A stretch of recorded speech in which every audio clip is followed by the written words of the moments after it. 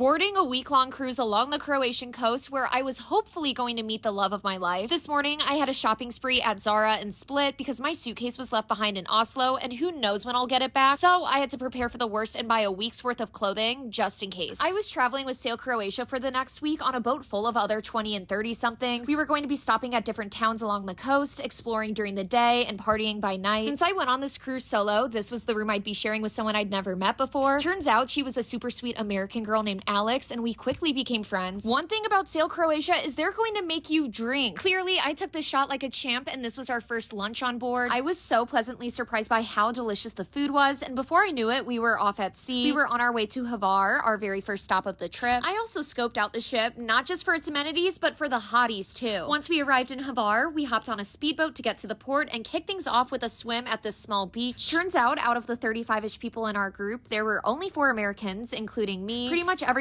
else was either Australian or Kiwi, with a few Brits sprinkled in. Hvar was absolutely gorgeous. After our swim, I did a small hike with my roommate Alex to a viewing point. Later, we met up with the rest of our group for dinner in the Plaza Square. And when I'm in Europe, I try to eat as much seafood as possible, so I went with a seafood pizza. After dinner, we went back to the ship, showered, and pre-gamed. The only rule was to be back before 6 a.m. because that's when the ship leaves. Hvar's all about nightlife, so we bounced around to a bunch of different clubs all night. We ended at a silent disco and followed for more Sail Croatia vlogs.